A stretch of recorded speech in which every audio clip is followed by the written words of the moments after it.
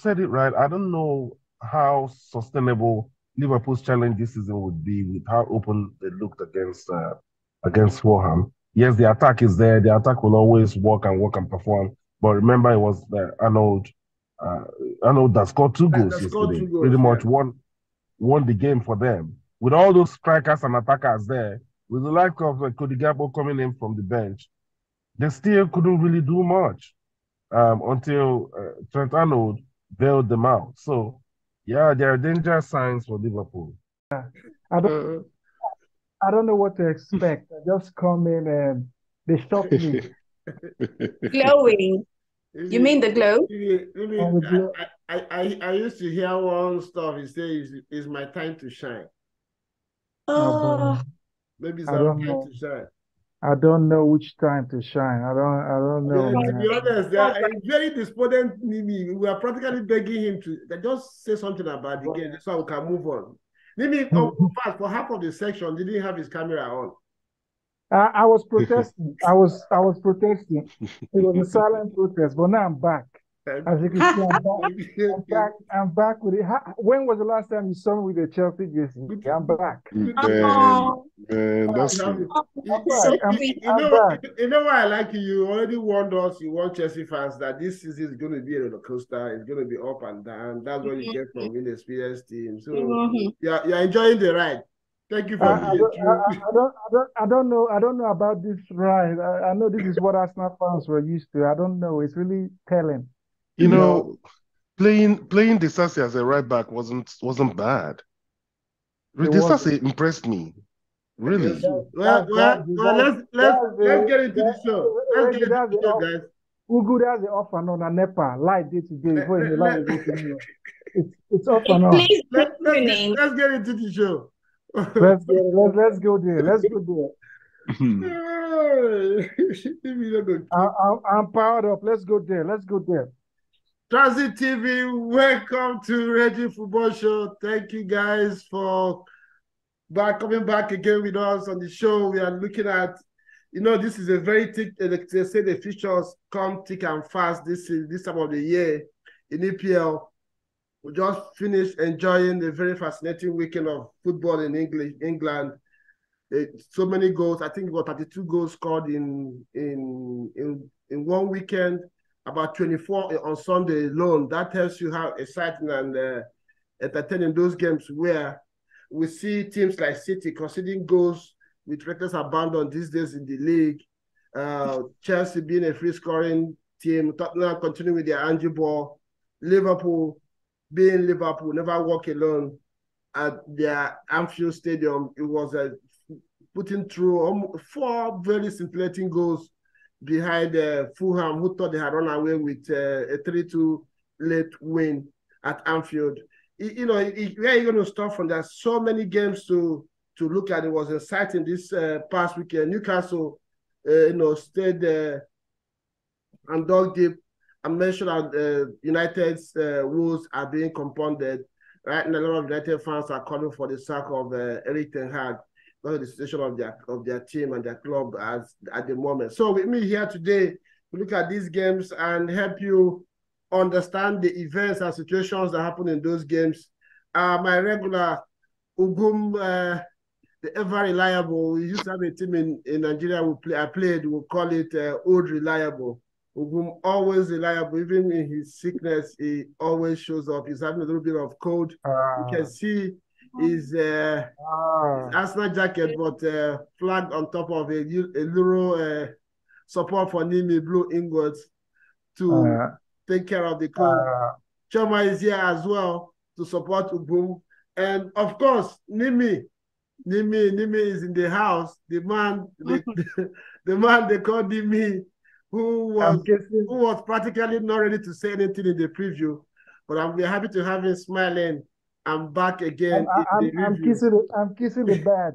Chelsea full blue-bloodedly represented in this one. Thank you guys and welcome back to the show.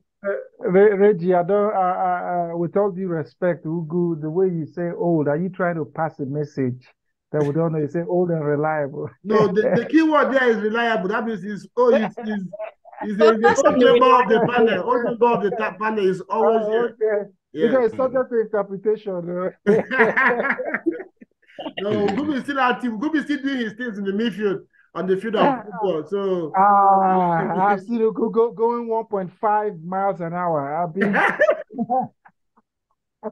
It's not about the speed. It's about the quality. It's about deflecting players. Yeah. Are you trying to say that Ogun has It's about become Jackson in front of the goal? It's about the effectiveness.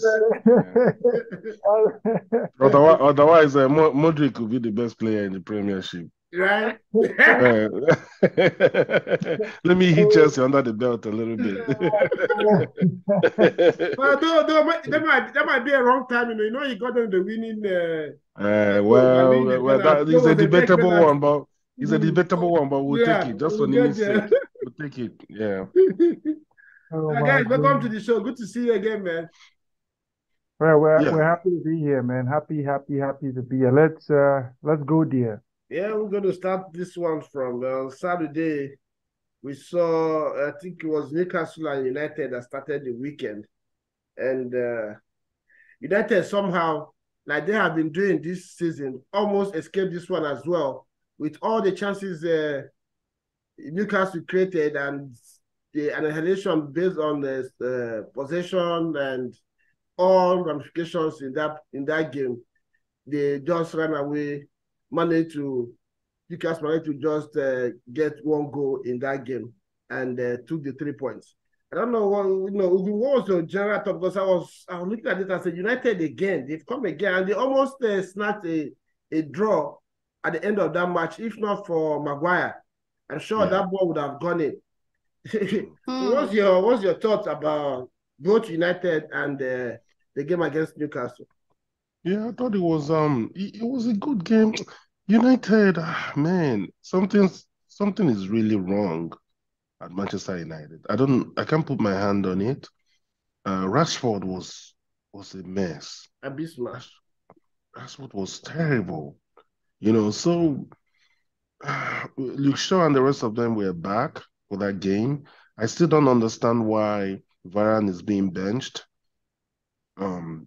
In favor of Maguire and Evans and the rest of them. I don't get it what Ten Hag is trying to achieve, but it was a good thing that he played Maidu.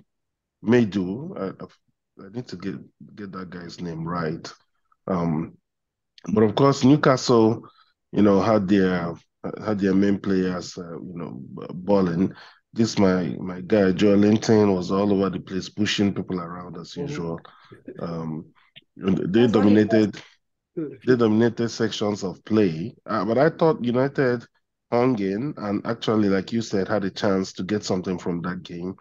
Unfortunately, they weren't really up for it to the level where they would deserve getting something. Yes, from the game. Newcastle seemed more intent, seemed more, more focused and more determined to get the 3 points in that game more than United. If United were up for it the way Newcastle were up for it, I'm sure they would have gotten something out of the game. Yeah. So Nimi, we experienced at the goalkeeper and looking at the defense line. The goal that United conceded, you will begin to wonder how come that gully of space was between the defense and the goalkeeper. It was like Gordon was, I don't know, he was in dreamland. With that kind of ball across, I think it tells you all you need to know about United at this moment. What do you say about that goal that was considered? And again, look at Maguire for us in a minute. Maguire is a player that have been malleed, even internationally, even politicians in Africa now use him for examples in scenarios. But in this game, if you want to count 3 United players who actually gave United a chance of coming out of this game with any result, you will mention Maguire. What do you think, if you're Erik ten Hag, where do you go with Maguire at this moment? And if you remember, bearing in mind that I said it many times in this our show, that I have it in good authority that during the difficult times under Ole, that United were almost facing going down, that he was one of the rallying points behind the scenes with the players to get the players back on track and dog United out for Ten Hag to now come and did what he did to him this season. So where do you go with this guy if you were to be a United the player or even Ten Hag at the moment? Yeah, I think Maguire, as you stated, it's an epitome of he's gone through a lot as a player. The abuse, the deep in form. You have to sympathize at this stage with players too. They're human beings. He went through a lot, but he has kept he shows character. He kept his head up. Even at this transfer window, remember, West Ham was interested. Teams were interested, but he said he would fight for his place. Yeah. And most United fans weren't happy. But as fans, we are guilty sometimes of not actually knowing the intricacies of the game because these people are professionals. They go through all that. And, his mom came around. He was going through mental health issues and all of that. So, I'm happy for Maguire that he has bounced back. But I wanted to address this game. You talked about how the goals came, and I really watched this game. And I really wanted to point out that this game, Manchester United needed to match the physicality of Newcastle. Because eventually, if you watch the goal, as you stated, the goal came as a result of the mismatch. I am emphatic that Garnacho is a young and enterprising player. He was a key player for Manchester United all through the weekends that have been going. He scored that worldie. But against Kieran Trippier, all day Kieran Trippier showed proper experience. Kevin Trippier simply showed showed the young kid, what it meant to be experienced. The physical battle that a young man, put in there was, it was no match to Kieran Trippier because Manchester United were looking for those channels, which Garnacho could bring. But with the fact the way Kevin Trippier and our boy, Chioma's boy, Livramento, as she would say it, as she put it, he was, this anyhow, big ups to him. I've said it.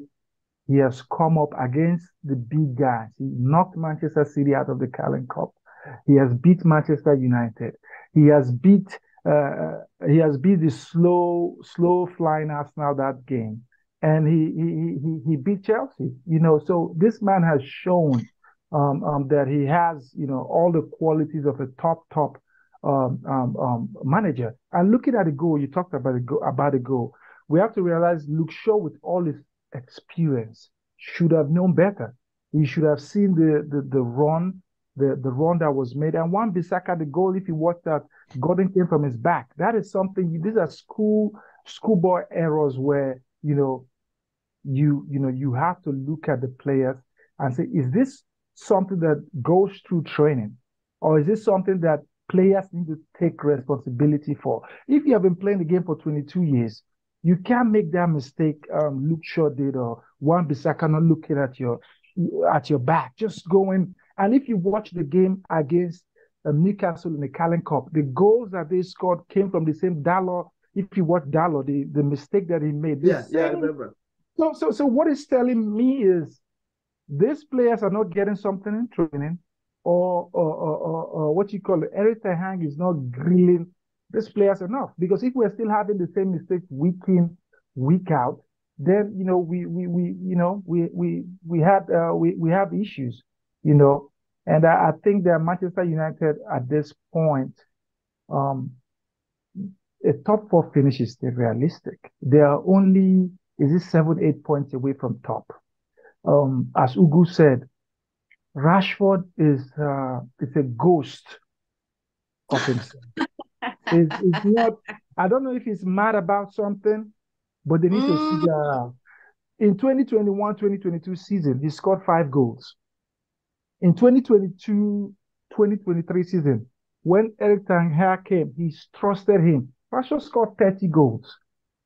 He signed that contract, and since he signed the contract, he just like, I don't want to always use examples. They go for budget. You give the money for budget to go and construct this school or road. The moment they give them the money, they just abandon the project. That's what is happening right now. He has abandoned the project, and I wanted to highlight something before I round up. I've been saying, when I watch this game, I look at all the rudimetrics of the game. If you observe, when Manchester United had the ball, Newcastle pressed all the channels. They didn't give Manchester United space. And Ugu, you have to give credit to your boy, Joelinton. That boy is, I know you may not like him, but he's coming out. He's really, really a good player. They pressed all the channels. When the only time they gave Onana the ball, you could see that press. They gave a little bit of space, but they pressed. But check out what happened with Manchester United. When Newcastle had the ball, when they were building it, Manchester United sat back. That is a big problem. I thought a combination of Amrabat and maybe a minor could have helped with their build-up play, because Scott McTominay is like a headless chicken. You give him the ball, he just runs one direction. So I'll leave it at that. I've said a lot, but there's a lot to even say more. But when I look at the game, credit to Newcastle United. I predicted on this chat that on this forum that Newcastle United will finish in the top 4. They have all the hallmarks. They are getting into they are firing in all cylinders. And Nick Pope being injured for 5 months is going to be a big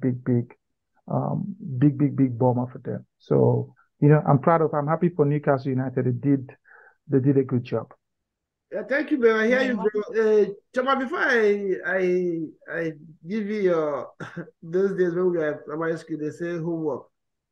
Let me join Nimi to touch base with this your dress and your attire today. I forgot to mention that I got straight into the business. Last time we came in with Amina. Today, I don't know. Are you modeling for David Beckham's wife's outfit, or let's know what's going on?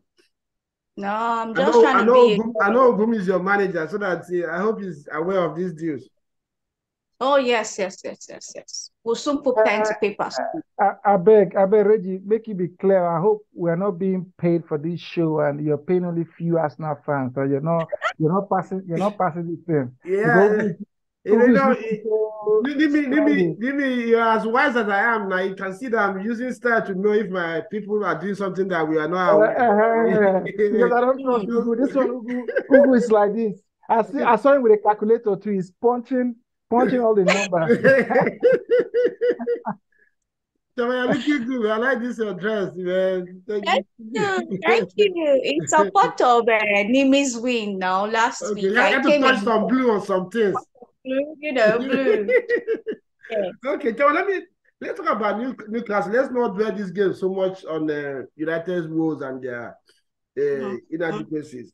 Newcastle, as usual, we are very energetic, and it's very difficult to understand that game Newcastle played on Wednesday against a PSG team away in France with just 11 players. So, in fact, they were supposed to come out of that game with 3 points, but we know what happened, and they ended up in a draw. They come back on Saturday with the same lean squad and played United the same way they played. If there's anybody that's not supposed to have energy in that game, it's Newcastle. Yeah. Yeah, if he had that information, but he didn't know which team it was, he would think United is the team that went away with 11 players to get a draw against PSG. Yeah.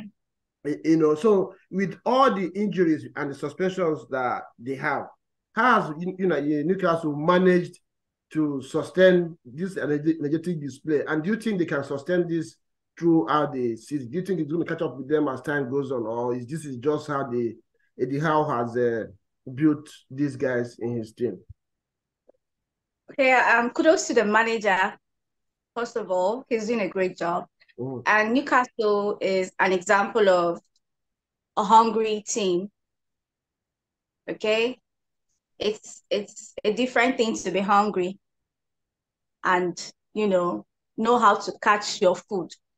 Newcastle, they're hungry. They know how to catch their food. Yes, they're missing some players, but Isak is back. Okay, Isak is back. And we can tell that since his return, he has contributed to the goal. Yes. And I mean, Newcastle is built to survive. If we're telling ourselves the truth, the way they lined up, especially during that United game, they were spotless.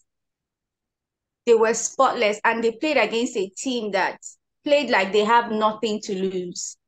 A team with low winning mentality. I thought you were going to ask me about Rashford. I want to tell you that Rashford has been like that since the beginning of this season. There was a time I was talking about how he wasn't passing ball to Anthony. Yeah. How he wasn't operating on the wings and all of that. I have seen that body language since the season started. So you can imagine playing a team so demoralized like that. And you know how Newcastle will press you. They are hungry. They are giants. They have the players. They have the defense. Last season, it was their defense that saved them. Mm-hmm. And now we can say, oh, Burns has gone. But then we have this young Chelsea, Southampton, human being, whom I love, by the way, Livramento. Now I have to accentuate the R so that, the name has more oomph. Right. So he allowed me to enjoy this for 8 hours. Yeah, he's been enjoying. Don't. No, but like I'm just saying, under 18, if only they knew. Okay. If only they knew. Under 18, let's say on Newcastle. Nimi is having fun. Okay, sorry. I'm sorry, Nimi, but I'm just saying. I will protest too. Don't protest. I'm just saying, someone that played under 18, you could let him go. But let me go to what they asked me. Yeah. So, is Newcastle going to be more hungrier and everything? Yes, they will be. If there's anything we have seen, we can see that their injury is not even keeping them back. Yeah. They played in France, came back, and delivered. They played United the way they should play any other team. Yeah, I think another thing that we have talked about this on this show as well, that their home ground is inspirational for both them and the player. Mm-hmm. Like I've said a lot of times in this show, Newcastle is a team that is scary. In a city of one team. It's a one-team city. So when they have a game at home, everything shuts down. Everybody in the city is involved.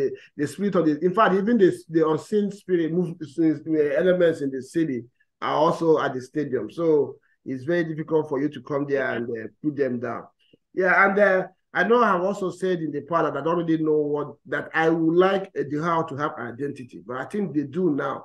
Before, when they have big teams come around, they try to play defensive and hit on the counter. But right now, I think they play almost the same way week in, week out, regardless of what happens. And we'll give them kudos to that. Right? You said that you mentioned Rashford right there. I've never really been a fan of Rashford. I don't think he has ever played, like Mimi mentioned, has ever played 2 seasons the same way. If you know him, he's always been one season wonder. And a lot of English players of this recent generation also have a record of playing well when they are about to negotiate a new contract. Once they get a new contract, they go back to their mentor. Arsenal had this problem with Ramsey, with Theo Walcott, with Jack Wilshere. We had this issue, if you remember, in those days. Chelsea was, have had their own issues. After the generation of Lampard, John Terry, Steven Gerrard, and all these players, most of the English players that have come after that time, they've not really given us in their teams any consistent performance week in, week out. And I also think Rashford has a very good relationship with Ronaldo. It's possible that what happened between Ronaldo and Erik ten Hag probably is still being a schoolboy about it.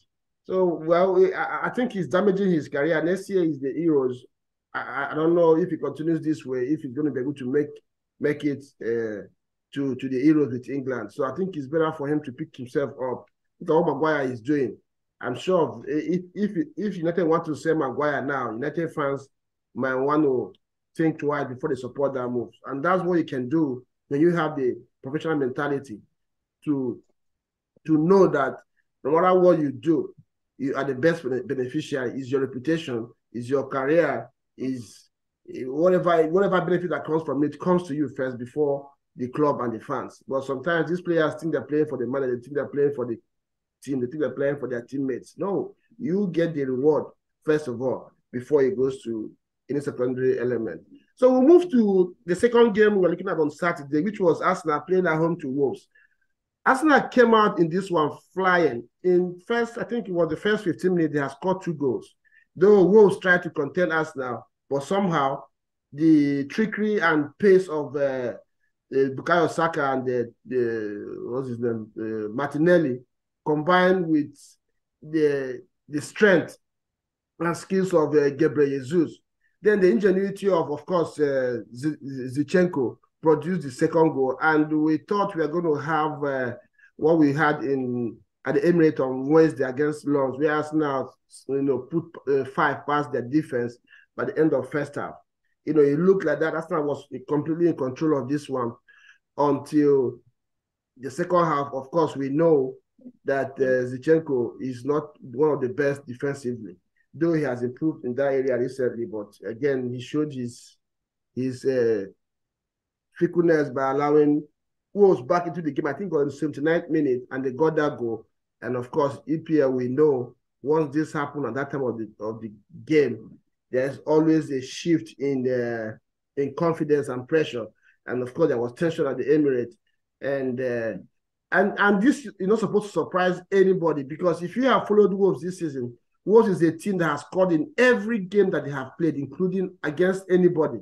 Arsenal was going to be the only team that has stopped them from scoring this season in the league. But they maintained that record and got their goal. Then, of course, Arsenal, just as they say, champions find a way to win a game, Arsenal stayed in that one, maintained their lead and got their 3 points and maintained their spot at the top of the table. I don't know if you are able to watch this one. I'm sure it's going to be a hard watch for you. Watching us now maintain their lead at the top of the table.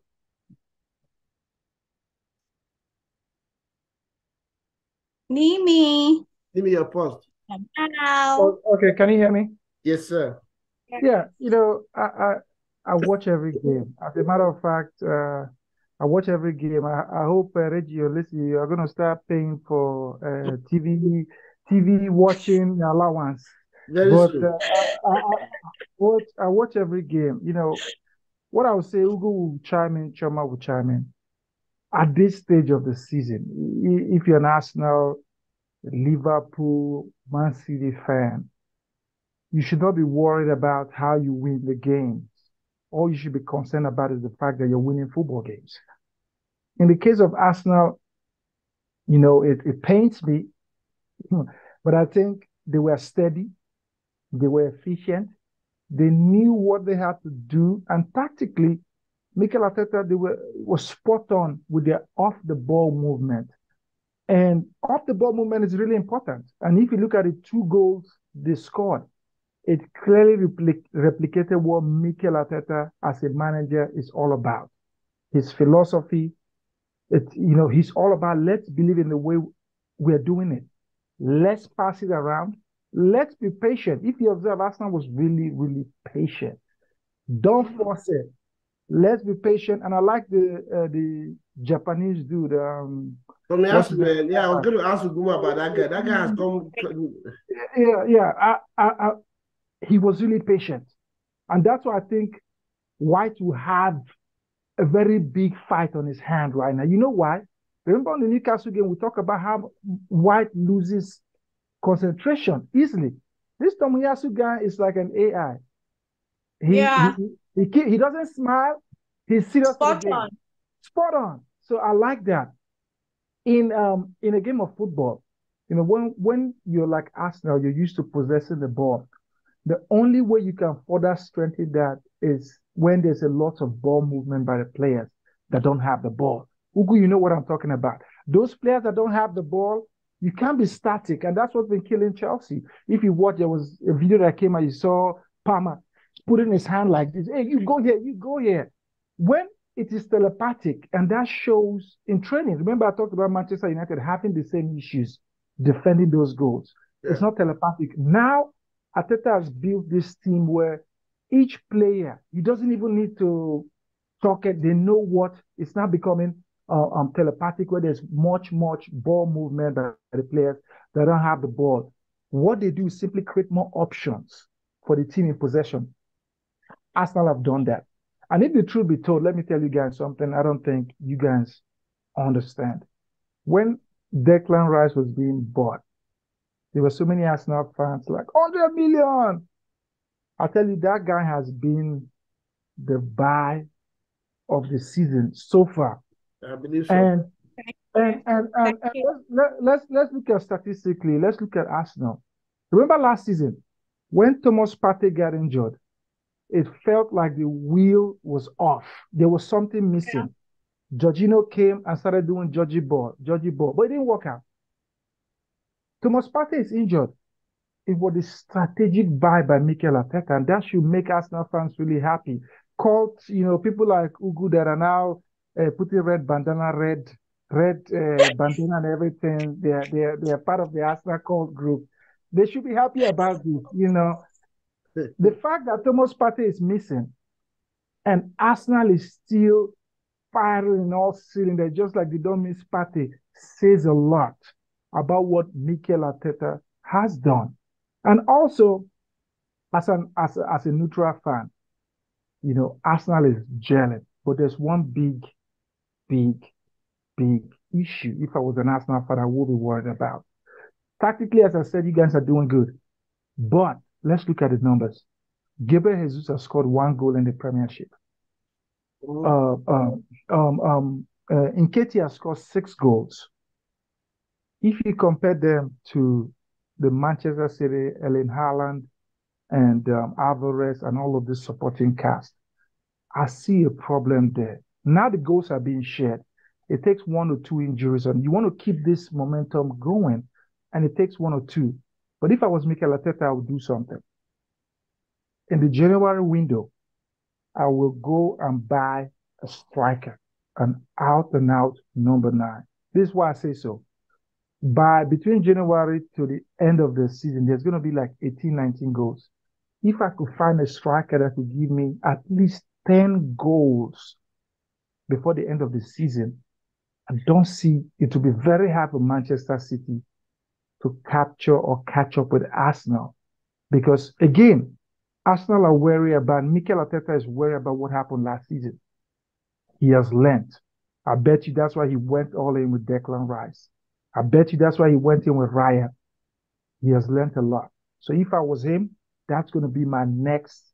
Let me ask a question on that. For me, that's a conundrum, right?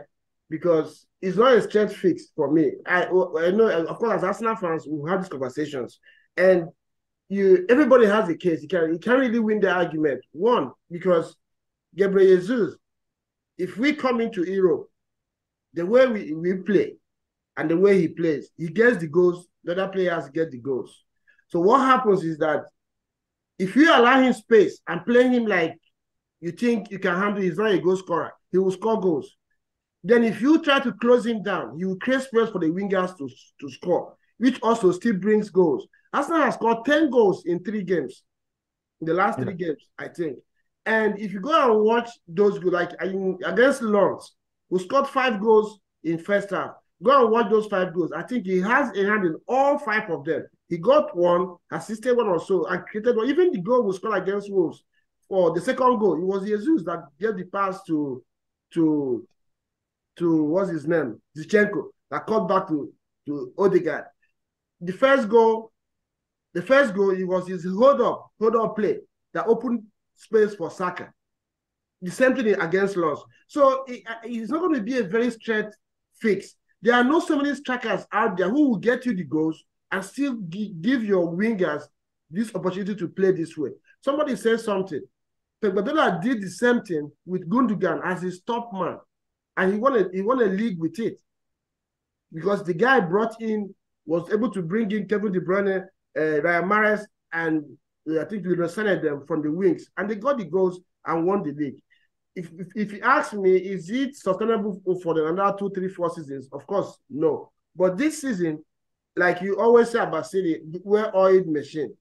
You can have a striker as a backup, but not for me to come and replace Gabriel Jesus, because the way Arsenal plays now, he is very integral to what happens in that front, the way we get our goals and stuff. Because Saka said something in the last interview that he had. He said that a lot of teams double team him, and it's very obvious. Him and Martinelli, sometimes 2, 3 players. And when this happens, Jesus, what he has done in the last game, what Jesus did was to play closer to Saka. And now, with his strength and trickery, he's distracting defenders away from Saka. If you watch the last 2-3 games, Saka is having more space to operate unlike before. So he's not, for me, it's a conundrum. It's not a very straightforward fix to just go take out Jesus, bring a Vlahovic, for instance, to come and get you the goals. And what if it doesn't work? It's just like what happened with the Virai and the Ramsdale.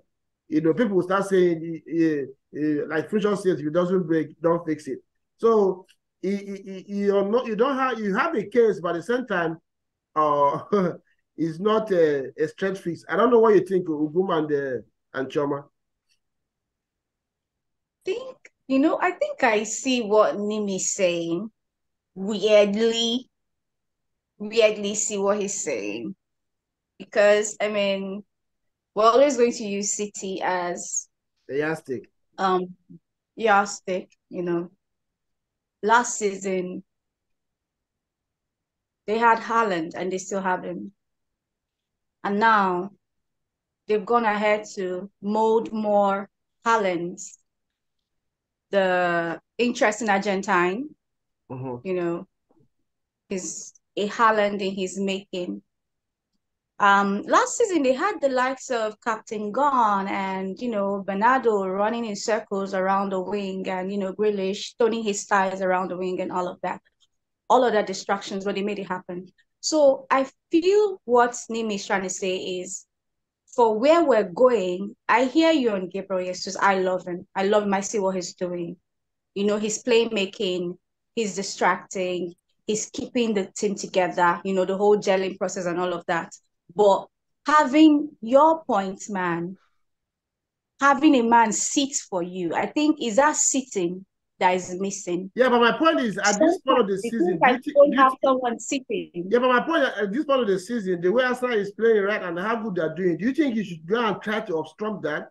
Remove Jesus now and I don't even care if you bring Haaland because it's time for. I don't think it's going to be an obstruction because all of us were here. He went and brought Edo Mafia. What's his name?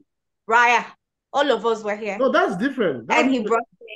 That's different. How is it different now? We're trying things. We're trying new things. I mean, the season after you have gone, we were trying new things. After you have gone, we started out of position beginning of the season. You remember because we're trying new things and it didn't work, but it didn't kill anybody. Do you understand? I understand what he's saying. I mean, going for this championship, wanting to become the leader on this league table, you need to do different. We saw what happened last season. Of course, Jesus was there and then he wasn't there. Partey was there and then, he wasn't there. But what Nimi is trying to say is there's a need to have someone who sits. It's very beautiful if you want to throw in Jesus, but let's just try using a point man, someone who sits. Let's have all the guys in the wings supply him, have the guys in the middle work the magic. And as you can see, we are about to solve our Partey problem. I mean, I see on the news, on the Arsenal pages, like we're planning to sell him. Who would have thought that we would sell Partey or even discuss it? I mean, when all the discussions were coming up, we were panicking. I was panicking. Yeah, I did in the summer as well. But now, I'm like, he has to go. It's okay. It's good. He can go anywhere, France, anywhere, but, he can go. So what if this chase can be solved by trying a 9, a sitter? No, my point is, everybody that understands football knows Arsenal needs a goal scorer. But my point is, at this point of the season, it looks like it's a conundrum because actually, Saka, Martinelli playing well, Odegaard playing well, has something to do with the way Jesus plays. That's my point. And if you take that out, there's no guarantee that those guys are still going to perform at that level. But let's leave that.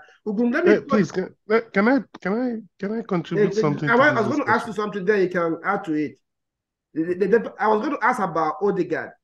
Odegaard, about 2 or 3 games before he finally got injured, Arsenal fans were beginning to, some people were saying he doesn't show up in big games, they were beginning to run their mouth. And it came out that probably he was carrying an injury and he was giving some rest. He was about to come back. He got the concussion news and missed a few games. So he has come back fresh. And since Odegaard has come back, doing what we know he knows how to do best, Arsenal has been scoring goals with reckless abandon because if you remember a few weeks ago, the talk was Arsenal has lost the attacking flair. It's all about defense now. One go to the Arsenal, and that's it. They have lost something going forward. But it looks like Odegaard was that key that has not really been part of the machine, as Nini used to say, very well-oiled machine that was not oiled at some point. But it looks like he has had his rest, recovered from his knock he was carrying, and things are happening at the final third for Arsenal. Talk to me about that while you give us your input on the Jesus stuff. On the Jesus stuff, since I have that right on my mind, let me give you my take on it. Okay. Chioma, it's for people that have comfortable couches and sofas and look for who will sit on them. Arsenal, we don't operate with couches. We don't operate with sofas. We have constant movement. We don't want anybody to come and sit and enjoy and be waiting for people to pass the ball so they can put in the net. Yeah? Now look at statistics. I know Nimi, my man, likes to bring up statistics. I enjoy that. Now, Premiership 2023-24 goal scorers, highest goal scorers. Number 1 is Erling Haaland at 14 goals. Number 2 is Mohamed Salah at 10 goals. Heung-min Son is on 9, that's number 3. Followed by Jared Bowen, 8. Oli Watkins, Aston Villa, 8. Callum Wilson, 7. Alexander Isak, 7. All these are Newcastle, West Ham, Aston Villa, Tottenham. Wolves, Hwang for Wolves is at 7. Dominic Solanke, playing for Bournemouth, is on 7 goals. Mbemo playing for Brentford is on 6 goals. Nicholas Jackson, that Nimi likes to call Michael Jackson, Kabu. is at the 11th position. He's at the 11th position in the Premiership goal scorers on 6 goals. Evan Ferguson for Brighton, 6 goals. Anthony Gordon for Newcastle, 6 goals. Hudson Edward for Crystal Palace, that haven't won a game in donkey years, is on 6 goals. Douglas Luiz, for goodness sake, Aston Villa, is on 5 goals. Good. He's on 5 goals. Douglas. Yeah.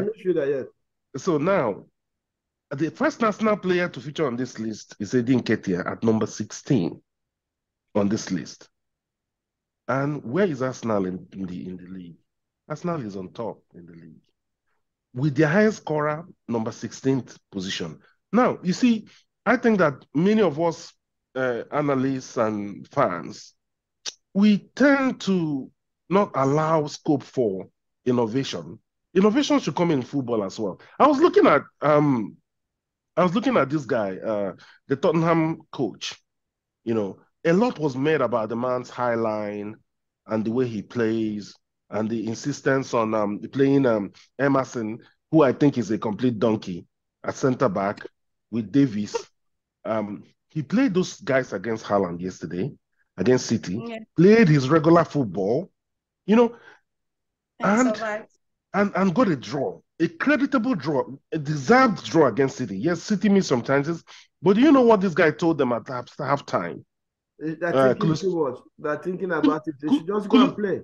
Kulusevski told them, this is football, for goodness sake, just go and play the game. That is football, right? I think we have too many myths and too many patterns and too many. Yes, number 9 is great, but there are clubs that have won Premiership leagues without certified high-scoring number 9s. I mean, Lampard has been the highest goal scorer for Chelsea and they won the league. He's not a striker. So can we just calm down on this pushing of this particular stereotype? That's why I like Arteta. Arteta doesn't care what as long as he believes his system is working. Last season, Arsenal did not win the league because of our defense and not our attack. I think we ended up about 4 or 5 goals less than City, with all the problems, right? The problem Arsenal had last season was the defense, which he has tried to plug this season. I'm not saying we don't need a high-scoring striker. We just need a proper footballer that knows what to do in the 18-yard box. Martinelli has hit the bar, I can count, 3 good times this season. Nice shots, like this past game now, he hit the bar, very nice shot. You know, if Martinelli has put away those chances, he'll be on 4 goals now. There was a clear chance that Gabriel Jesus created, which if he had just passed the ball across the air, Declan Rice was there open. The thing drove Declan Rice crazy. I remember the chance. Right? Just lay the ball. Declan Rice was just he can even close his eyes and score that goal, right? So that would have been a goal for Declan Rice. So you see, as long as you're creating openings, man, I'm talking now. I forgot that I'm sick. Man, headache has come back. As long as you're creating openings and you have guys that are efficient, even your defenders can score goals. People can score goals from all angles, and you can win. So I am not gung-ho on this striker thing. I think we just need more efficiency. Hopefully, we can get another cog, another solid cog, just like the Rice, that can come into our team, keep us more secure, yet create more opportunities, and we can win the league. Yes. So talk to me about Odegaard. Do you think the Odegaard effect has solved the creativity and goal scoring problem for us now, or is what's your take on that? 100%. I think he has solved it, but of course we need a backup for him. We need competition for him, because every player has to know that they have some kind of someone that if they are not there, or someone that can even contest with them for their position if they get too comfortable. Fortunately, Odegaard doesn't have that mentality, but we still need someone. That the guy that was coming up has gotten injured again, Fabio Vieira, that would normally stand in for him. The same thing as Emil Smith-Rowe. Yeah, but Smith-Rowe is I heard he started running. So yeah. So as long as we have competition for him, then we can push things forward. You know. Yes, somebody, man. Jude, good to see you, bro. You come like the rainbow, man. This pounds, I don't know, man. It's like you're making it too much. Good to see you. Yeah, it's not really about the pounds, My schedules so choked up these days, and but yeah, thank you for finding time. Sometimes when I want to make it to the show, I get so tired, I just snooze off, But good to see everyone here, and I watch all the. Yeah, thanks, Boom. I watch all the videos and all the shows, and yeah, so I don't know where to join in. Let me start you. Arsenal is on the block. I'm going to start you on the Wolves side, but before you go to Wolves, because we're not going to stay on Arsenal. The Wolves did some very good things in the game as well. I wanted to start with Tomiyasu. I know Mimi mentioned the guy. I've watched him. Presently, I don't think Ben White has any right to bench him as the right back, except he's injured. And the most important part or aspect of it now is the fluidity that he provides going forward. Before, I used to see him as a stagnant player. He was solid defensively, but going forward, he offered nothing. But now, both the decoy before he was a shy player. Even sometimes you find him as the farthest Arsenal player in the opponent's 18. Last 3 games, I think he has had 3 assists, and those were not fluke. So I don't talk to me, all our viewers about him, and then he can touch base on Wolves and how they performed in that game. Yeah, Tomiyasu, very interesting. I'm glad you mentioned him. So he's, Arteta is a crazy guy. Yeah, he's a really crazy guy. Yeah, and we should accept the fact that he's a crazy guy, and he keeps trying different things. But what I like is how subtle he injects changes into his squads. Some of them he goes out fundamentally to change stuffs, like the Raya thing, and then in a subtle way, I believe that something he has injected into Tomiyasu. Tomiyasu has built confidence, over the last couple of games, and you can see him. If you watch Arsenal goals, in the last couple of games, you can see 5 to 6 players in the box at the same time, and in that mix, you see a Tomiyasu, hovering around there, and when you see a team playing like that, I'm sure you know that there's a certain level of confidence, that is out of this world, and they believe that they are creating something, and everybody wants to go in, to make that movement count. So even the Wolves game, you see the same thing, the Lens game, same thing, and all, and even the Brentford's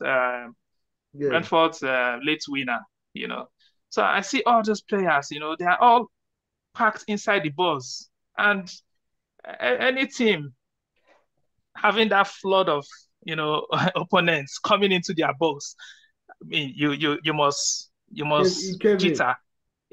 Yes, so there's a lot of confidence, and for the Tomiyasu, yes, what he's doing is right, and it's confidence building. I see that in as many teams, top teams in Europe do that, not just Arsenal. And by the time when you are playing at that level and giving some of those back players that confidence to move forward, and go and make things happen, then it means that you're getting somewhere. I would like to touch on the Arsenal striking problem. Okay. Yeah. If you tell me that Arsenal didn't lose the league because they didn't have an all-out striker last season, I would agree with you. If they had it, probably they would have scored more goals than City. If they had a striker that is even maybe 5 goals less than Haaland, Arsenal probably would have won that league last season. The same thing is started happening now. But if you keep overlooking that problem, it's not every team that is built, or they have the quality of players, that can win you the league, without having a top 9. Arsenal creates a lot of chances. So you see some of those balls Martinelli pulls in, Saka pulls in. Most of them go to waste because Jesus. To be frank, I like the guy, but he still has a positioning problem. You understand? And most of the times, nobody is attacking those spaces when those balls come in. Yeah. And they go to waste. I mean, you cannot have somebody, a top 9 that knows where to be, at the right time. And you see all those, because these things they are routine. For me, they are routine balls. They are things that are coached every day that the players do on the playground every day. Like I said, sorry that I'm not saying you're wrong, but I'm just bringing a thought to you. That's why I said it's a conundrum. Now, if you take out Jesus the way he is from the Arsenal attack, what you have done is to have, like you said, have a static number 9 that a 2 center-back can... It depends on who you are bringing in. Most of the attackers that get you those goals, they stay there. They don't move around. Look at Isak. Isak scores 1 goal here and there. He's not a high goal-scoring striker because he also plays like Jesus. He moves around. All the strikers that get you the goals, they stay there. One of the biggest minus of Haaland is that he doesn't get into build-up. But you have the creative guys. You have a lot of creative players in the middle and on the flanks. The way Saka and Martinelli plays, we know that every team, including City, double teams them. When we play City, we are playing 2 players. What's his name? Bernardo Silva was practically playing left back with Guardiola on Saka. So if you now go and buy a striker that's going to stay and wait for Saka and Martinelli to maneuver those to double teaming and still deliver the cross to them, how do you get the ball to the striker? That's the problem. That's what I'm saying. You can do that in my work, but it's not a straightforward fix because the way Arsenal plays, Jesus is a good fit for that. As an Arsenal fan, I don't appreciate him missing chances, or sometimes we don't have an athlete. And another thing, minus his size, even when Arsenal decides to go long, Jesus has the strength to hold off defenders. He wins area duels and he wins battles. What we're talking about now is maybe not being there or finishing up chances. But the way he plays, Odegaard scored 15 goals last season, just maybe 1 or 2 penalties as a midfielder. It's because of people like Jesus. How many midfielders in EPL, apart from Kevin De Bruyne, have scored 10 goals? How many? The last 2 seasons? Nobody. So these are the things that Jesus brings into the game. Yeah. You see, a team's efficiency of a team, matters a lot. I'm not saying that these guys are not good in their own rights, Well, what I'm looking at is if we say let's put in something, get a mode of a striker, that can do that job, how would it improve on the team's efficiency? We know you have a lot of goal scorers in Arsenal. You have a lot of creative players, in the park, and I look at the runs those guys make whenever they are transiting into the final third. I mean, they are very intelligent runs. They make very intelligent runs. Don't get me wrong. Those guys simulate their attack. They know what they are doing. The way they simulate it in training, they just copy it and paste when they are playing. And that's that for me. I see that whenever Arsenal scores, you will know that these guys, this is what they practice. This is what they train on a daily basis.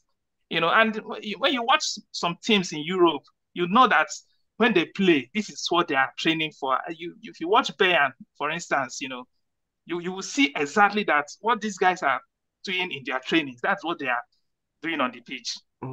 So what I'm saying is that for all those long balls that come in, when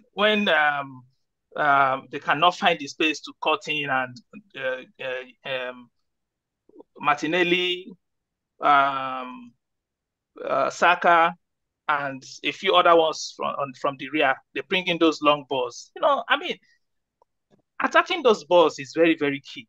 And if you have somebody, I mean, Jesus doesn't have the height, but his runs fail him on those ones. I'm not arguing about his composure in front of goals.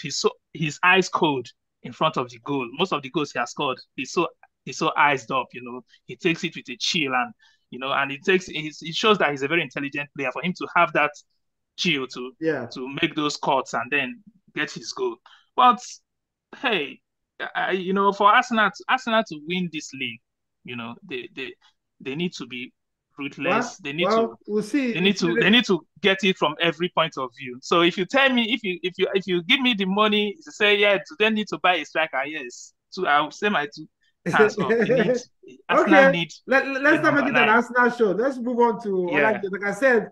I'll touch on Wolves a little bit. Let me run that myself. I think Wolves did a very good job of trying to contend. After scoring two goals, they didn't fold, they didn't cave in, they didn't abandon their strategy.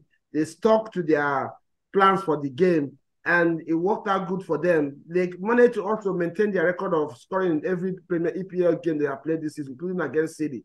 So, which is a very good reputation they have developed in the season. Before, Wolves used to be a team that will play, and they will never score. Gary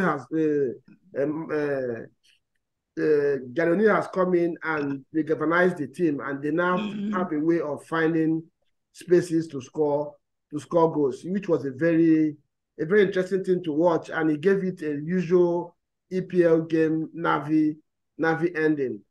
Though it wasn't that much, but still it was enough to create some tension at the Emirates. So kudos to Wolves, and if they continue like this, they might be staring European positions in the eye this season. They can continue to find. I think they have injuries as well, and so their players are beginning to come back. Neto will be back in there by the next game. I think he's running now, so which adds more firepower to their front players. So they refuse to be blown away, which everybody thought that was going to be the case after conceding 2 goals in 15 minutes, and that wasn't the case. So yeah, we'll move on from that, and we go to, before we go to City, Spurs, Liverpool, Fulham, let's go to Chelsea. Nimi, are you there?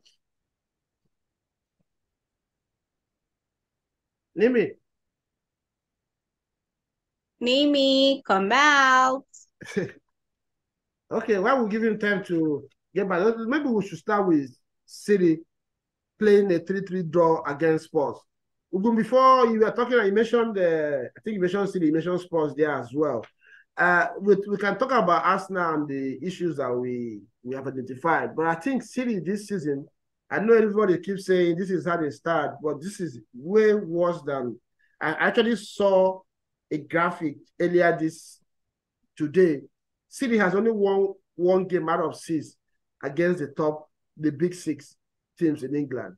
They played out a 4-4 draw against Chelsea. Arsenal beat them 1-0. They played 1-1 with Liverpool. They played 3-3 now with Tottenham. and they only managed to beat United. Was it 3-0 or 1-0 this season? This is the story of City. I don't care what anybody is telling me that they don't usually start strong. It has never been this bad. And they're not just losing or drawing games 1-0, 1-1. City is conceding 4 goals in a game, 3 goals in a game. This is a Tottenham team that was missing 10 key players. It was actually a team B of Tottenham that played against City. And they managed to score 3 goals against City. My concern is City were never easy to concede goals. Allowing shot is different. Now you're now actually conceding the goals. Conceding 10 goals in 3 games. This is unprecedented for a Pep Guardiola team and a Man City team. So I don't know what you guys have made about this situation right now. Yes, in the eye, if you watch them, they still play as good as they do. But this defensive woes of City is disturbing. I don't know how. I know many might say because I'm an Arsenal fan, I'm biased. I don't know how this is sustainable. I know they have their reputation. Can City win the league with this leaky defense? We're talking about scoring goals. That's how you win the league. But I don't see any team that concedes goals like this that wins any title. So, Ubum, I don't know if you want to take us on this, or Jude, you want to take up this one.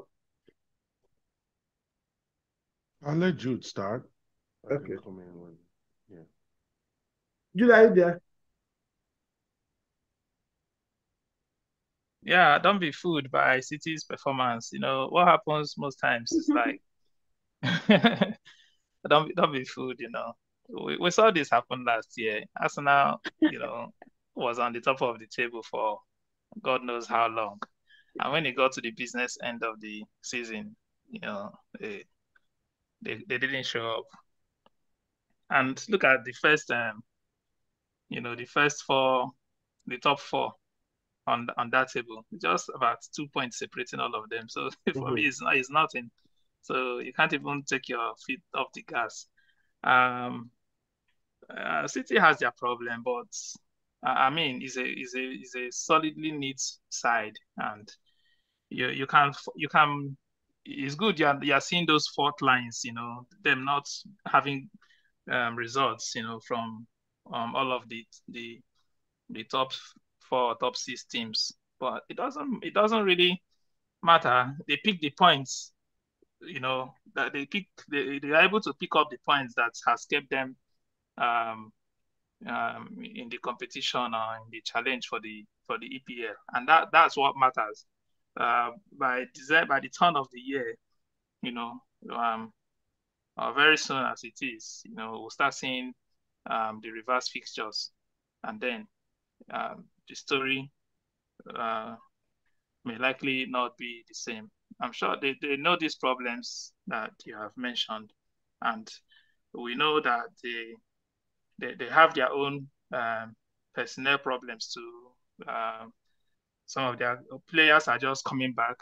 We still have KVD out and all of that. So they still have a lot of things coming back, and they are going to be good for them. So I'm not sure anybody will look at that and say the way the results have gone for them, let me ask you a sign of doom. Let me ask you a question. I was having this conversation with somebody today, and I don't want to use the word lazy, but I will still use it. Sometimes I see it as lazy analysis by people. Everybody just go with the same line. There's no 2 seasons that are the same, and something cannot continue forever. The truth of the matter is that City has considered 10 goals in 3 games.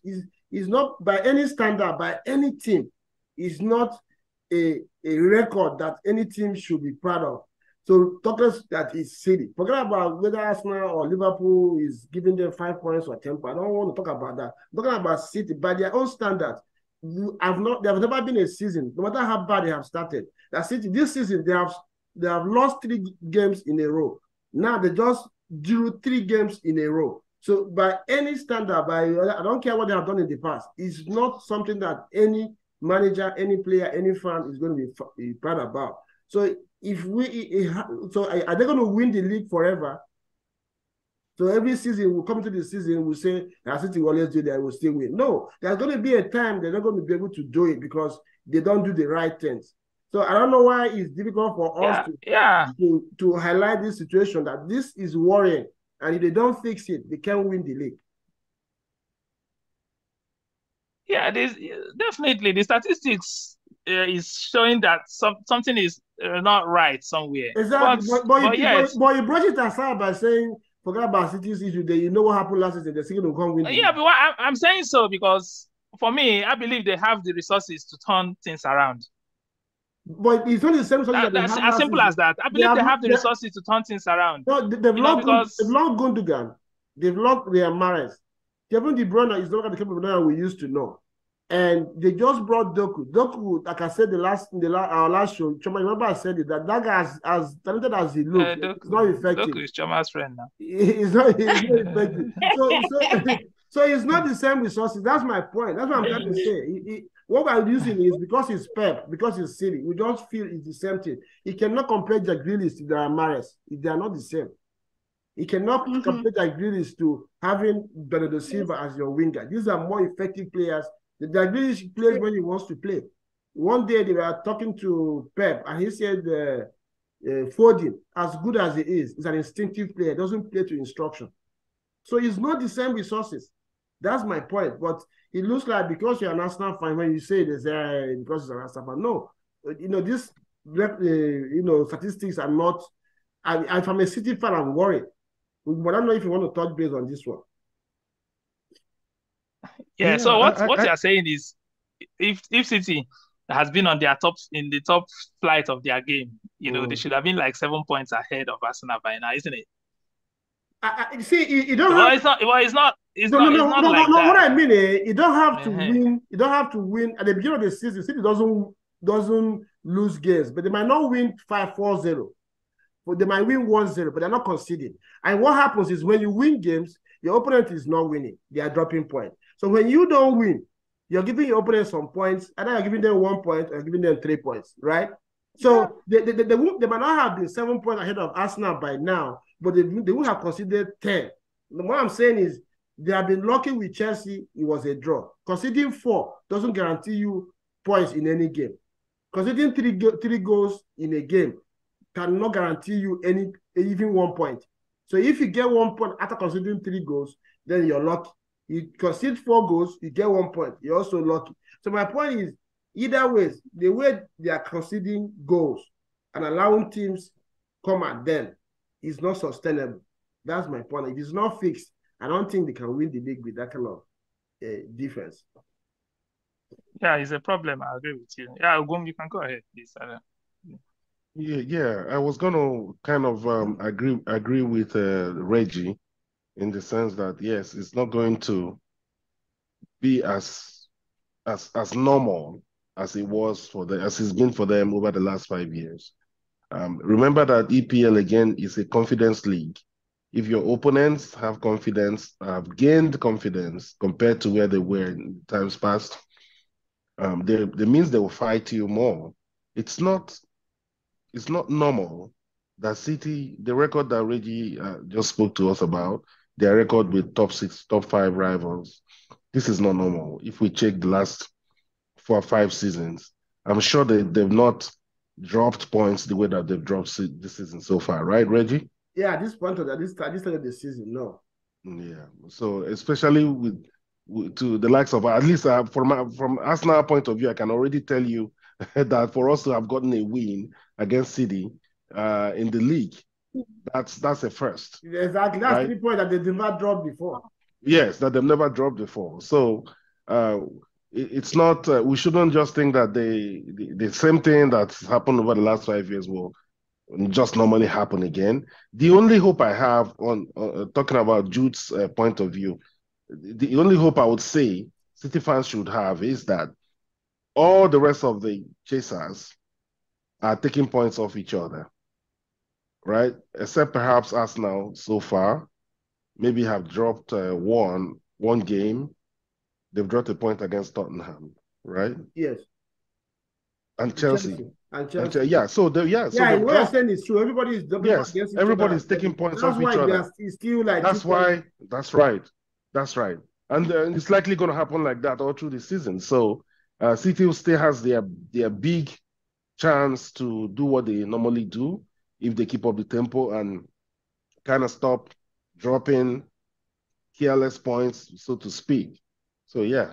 But and if you watch Haaland, like the Haaland that I saw yesterday against Spurs, it looks like 85% of what he brings to the team is goals. And when he's not scoring, he's frustrated. And he showed a lot yesterday. He lacked competition because he just wanted to score at all costs. So it's also a problem for the team. So, but let's talk about Tottenham Hotspur. You know, Ange Ball, like you mentioned earlier, you know, this man has come in and changed the what I would call the Tottenham dynasty. The last 3-4 coaches that Tottenham has had plays a certain way. And this guy came in just over the summer, changed the philosophy, changed the thought, changed the way sports plays, and everybody was like, it's going to take time, you know, just giving that it's not going to be. But right away, we are seeing the result. And we saw what happened against Chelsea. Everybody was talking. The guy told everybody that I don't care who I have on the pitch. I don't care even if we have 7 players, we will play exactly the same way. I thought it was just, you know, talking to the camera. He goes to Etihad with Tottenham missing 10, you know, first team players, injuries and suspensions. And he goes with players that Tottenham fans have even forgotten that still play for Tottenham, and goes to City and plays exactly the same way and creates chances, scores goals, and almost even ran away with a win. You know, so Chioma, what have you made about Ange Ball, and what do you think? If you are to be a Tottenham fan, God forbid, I know you're not. You know, what would you be saying right now, looking in from outside? Well, I think it's established that he's a stubborn man, and Levy's loving it. They are loving it. On this side of the north, I don't think I have anything to fear, Sha, but let me just say something. I think I didn't really badu Ange Ball when he got here. I wasn't really a fan of, you know, the guy. I thought he would just, you know, wash out like the rest of them, just come with a big hype and toss the boys around and all of that and just leave them. But there's something he's doing. You know, the streets will say he's cooking something, and I see him because the way they played that game, it was very entertaining. And in like 30 minutes, a bit 35 minutes, I was like, is this Man City? I was like, okay, even though that I'm conversant with all the players there and I know I've been watching football for, I would be like, no, if this is a Man City everybody is talking about, then there's something wrong. You know, I've been mentioning on the show that they are becoming too rough at the edges. Like they don't appear as neat as they were last season. Very easy to play through. Exactly. They are just like, you know, this, you can just come through them and do some magic and all of that. And believe me, I believe Tottenham when they played Man City. I want to talk about, you know, Song, how he scored a goal. I mean, everybody's just talking about it and canceled himself out. It can happen to anybody, you know. But those guys fought. They fought. And the people they were fighting, in fact, I thought they didn't even fight back. I think the reason why they were even scoring goals was because, you know, I want to say Bissouma. I think the last goal which goal was his fault? There was a ball he lost. I think the last one. Yeah, it was the last goal. He had done that before and escaped from in the first half. And you know that explains, you know, sometimes when you go on this injury, sometimes you just come back, you're not yourself, you know, because I mean that guy is a tidy guy as far as I'm concerned. From where he's coming from, he's been a tidy guy. So I believe in what Ange is cooking. I think, well, top 4, I'm not sure, but I mean, they're doing great for a team without their 10 guys. What is he cooking? What is he cooking? He's not cooking anything. Not cooking anything. All these gragra. He's not cooking anything. They are still where they are still somewhere in their natural position. I know this. He's not cooking shit. I just want to believe this season because the Tottenham I know they are just not cooking shit. He has lost 3 games in 5, and they are saying he's cooking. What is he cooking? No, it's consistency for me. I think we have to give him something for consistency. He's cooking. We have to give him something because he's cooking potty. Let me join you here. So, dude, you're not giving Ange any credit. Talk to me. Come on. Jude. Yeah, the credit I'll give him is to be able to pick up the team. You understand, from where it was left. The team was almost in tatters. Changing of managers. So there's some kind of togetherness and some purpose in the squad. But hey, what about the style of play and everything? They've been able to. Yeah, the style of play since Poch played even better style when Poch was there at the height of his game. But Poch was there for years. This guy has not done this for 6 years. So Poch took them to a stage. So they are still at that. For me, nothing significant has changed. Angie has only taken them maybe a step closer to where Poch left that squad. You understand? There's nothing serious that has happened to that squad. That squad cannot win you shit. Yeah, so let's not. There's nothing. What he's doing? No, dude. Let's keep it in perspective. I'm not talking about the squad. Squad is a matter of time and investment by the owners and stuff. I'm talking about the quality of work he has done with one. Yes. Now let me ask you: Is Tottenham playing a better football than where Poch left that squad? No. Poch built for 5 years. Poch built for 5 years. And just came in. So he has tried now. Let's not. I don't want us to emphasize what he's doing. I don't see anything. He's where he is, and that's where that's the most he can do for me. I don't think he needs to get into. He needs maybe probably a few market activities and to get the right some right players in, and then he has the potential to do better things for Spurs. Let's not make mistakes about that. The only thing I would say is that leaning towards Jude is that Ange needs to be smart. Otherwise, he might be one of the coaches that will lose his job this season. As glamorous as it sounded now, you look at Ange, if he continues to do this, like after best manager in a month, I've been like Ugum has said many times, EPL is a league that they figure you out, they don't fear you. Tottenham have managed to escape some losses. They've managed to win some games, not because of what they did, but because of what the opponent did. Once the opponent figure them, you know that they are willing to take risks. The way he plays, he stretches the game up, he leaves it open.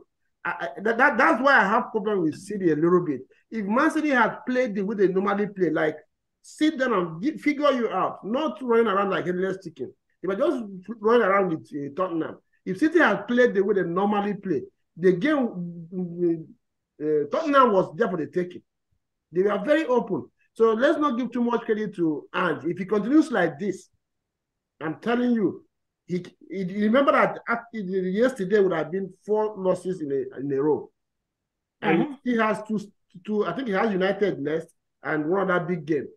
So he guy has problems. I'm talking about people who have lesser problems. Yeah. He has a very big problem. United is a walkover for Angie.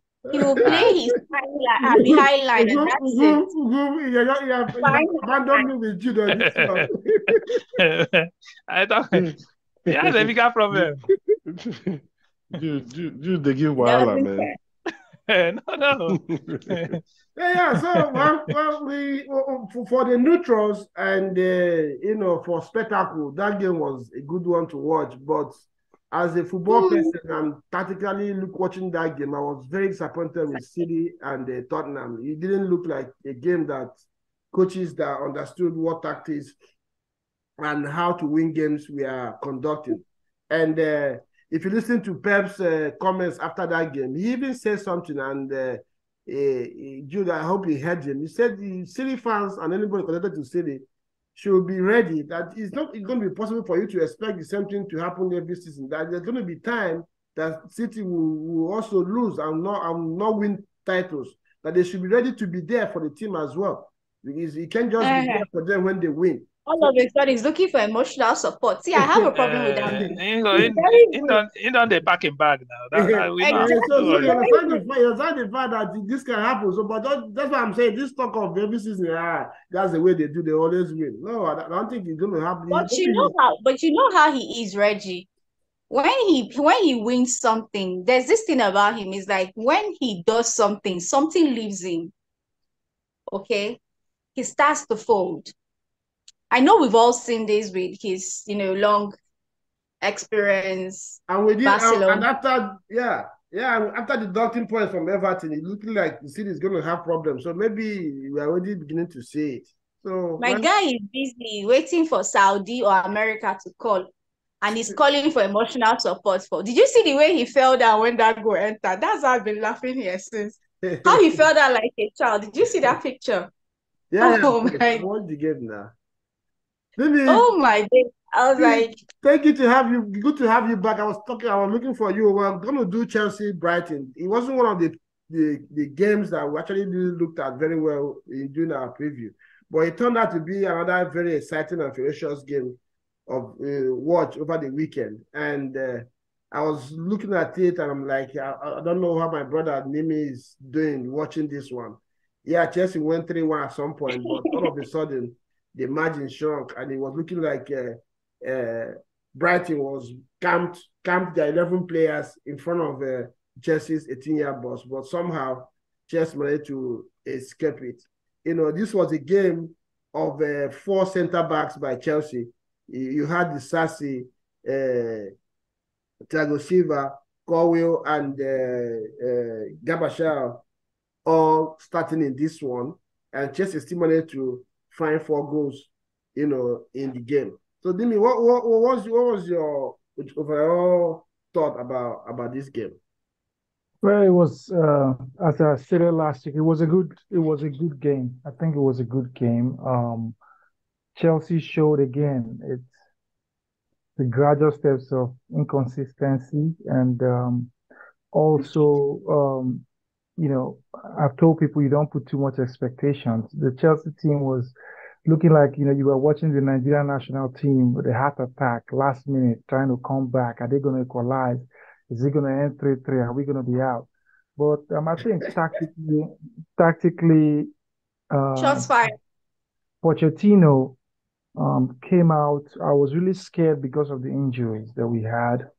No Reece James, no Gusto players, and the erratic performance that we had against Cinderella wasn't.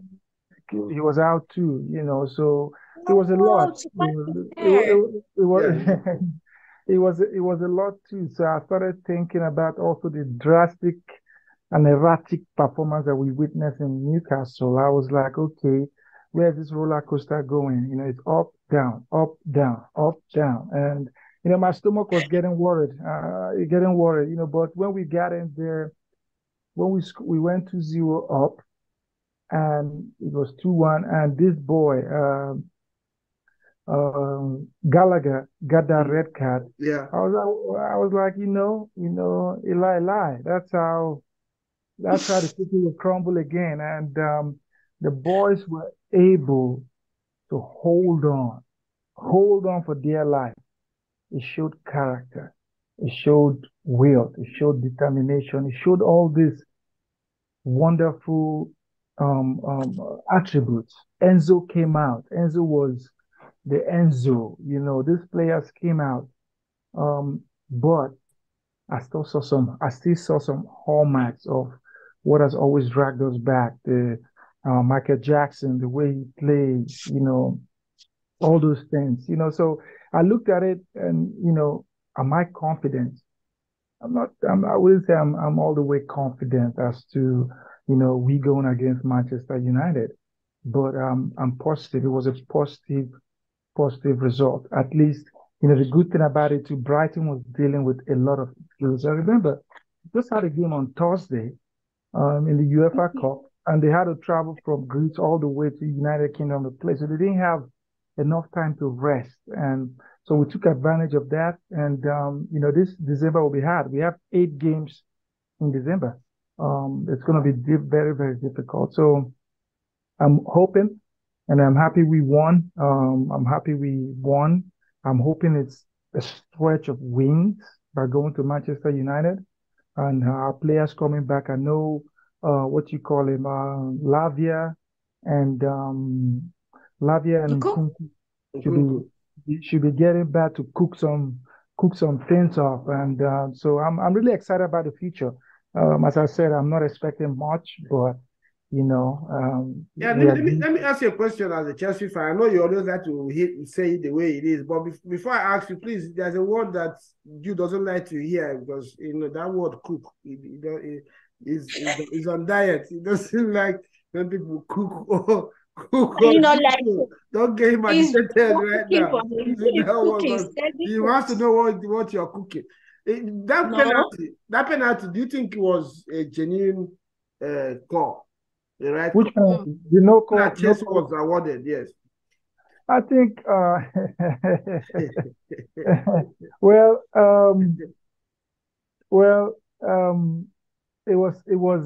it could be. I could see where the neutral would say no, it wasn't a penalty, but I could also see where drastic calls have been made like that in the past, where let's not use what we have said we are wrong in the past to now justify the present.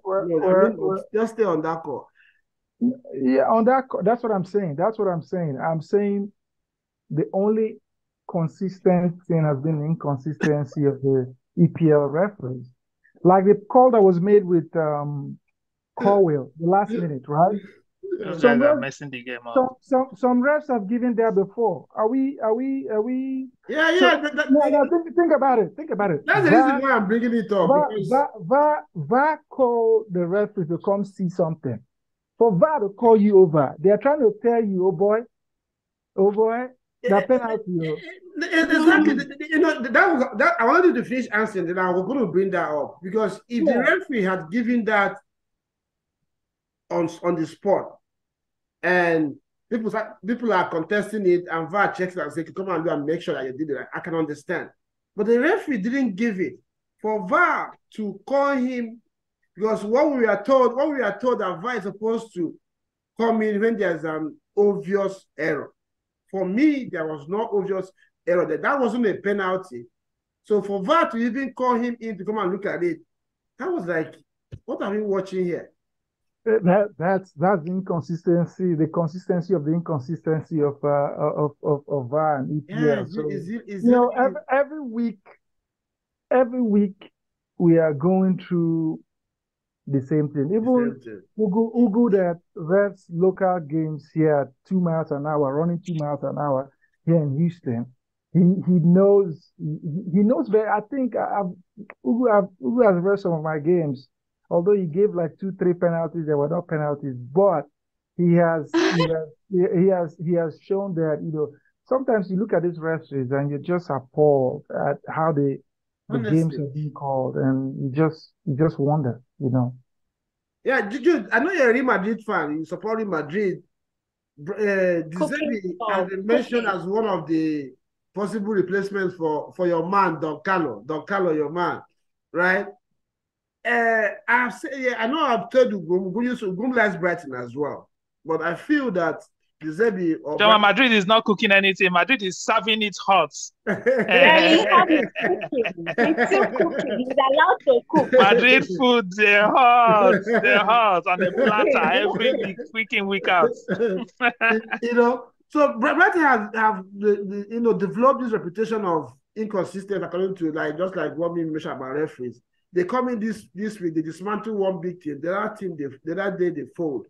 I think I don't know how you will be happy to have De Zerbi as the coach of Real Madrid if Don Carlo is to leave, because it seems to me, just like we're talking about another Ange, but maybe a better Ange, that he doesn't have a he had the same strategy. He doesn't care how you come at him. He plays the same way. And most of the time, there are other smart coaches in EPL. Once they know that this is what you do day in, day out, they just figure it out and they deal with you. So, and this has made Brighton not been a mainstay in the EPL. They play good football. They can hurt you on a good day, but they have not been managed to sustain some winning runs because of this approach. So, what have you made about De Zerbi and Brighton, and of course, they are in this game?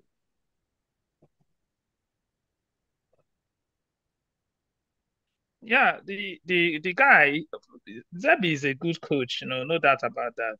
But I believe even to see where he is on the table, it's a testament to the fact that he has been able to put up something together with those lads that he's got. It was a shame he couldn't take at least a point from that Chelsea game, But Yeah. I know that give it another 5 minutes or 10, that the story would have been different because they were up for it. He hasn't really done badly. I mean, Brighton, I was not expecting Brighton to be somewhere in the top 6 or anything of that. But for what they have achieved so far, it shows that the guy has made good use of the resources at his disposal, and he should be proud of himself. He's giving it a fight in every game, and he's getting some results that has kept him up there. If you look at his last 5 games, I don't think it's not a bad result for him in the last 5 games, which he has won 3 and just lost 1, last weekend. So it shows that he's doing something. Yeah, he's cooking something good according to Chioma. So do you think Poch is going to serving anything? Is cooking anything? Or is he going to be sent? Well, Poch has all sorts of problems. He has for me, he has all sorts of problems that he has to deal with. I mean, we've seen the Premiership go on international break how many times this year and still comes back. Poch is still where he is on the table. I mean, it's just for me. I'm not, to be frank, I don't want to be hard on him. Anybody who understood what happened to Chelsea, before the season began, if you look deeply, you will know that that's going to be a big problem for them. You don't clear out a whole squad and bring in a whole bunch of new players, and then you expect it's not going to perform any magic. Like I keep telling this Chelsea team, you can only start seeing a true character of the Chelsea team, by 2024-2025 season. That's for me. That's my projection for them. Yeah, because for this they're not getting anywhere. And that's if they buy right going forward, but they still need to make some additions. The more addition they make, also probably the more problem they will still create with what is on ground. Because we have seen the chaps in there. They are very talented they are young players, so they can run you down if you don't. They can beat you silly on any day if they get their acts right. They can run. Most of them can run for 90 minutes, and want to run even further. So it's just for them to be consistent, because the inconsistency they have, is just what's not right for them. So, but if they get a team that seizes the ball from them and they don't see the ball to play, they just get demoralized. They seem not to have any solution to such a team. Let me ask you, June, because I've asked him this question if I want to go to him, but let me ask you. So, give us 2 or 3 key things that can make Chelsea, that if they happen in the next 2-3 months, 6 months, Chelsea will be a formidable team. Well, yeah. Chelsea is a for me is a team that they need a striker. For me, that's one. Their back line is not very solid. I mean, you have some tired legs at the back, and then they need to the coach or whoever, they need to take off the pressure. I feel the team is under a lot of pressure. You know, they need to have a mental change. They are under a lot of pressure.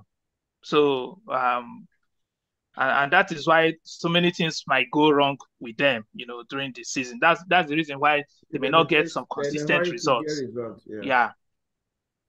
Yes, they're in a hurry. They are so much in a hurry. That's what I was saying, that, and unfortunately, they still need to make some more additions to the team, regardless of how much they have spent. That's the biggest worry for me for Chelsea, because as good as talented as those players are, they did not buy right. The squad is not balanced.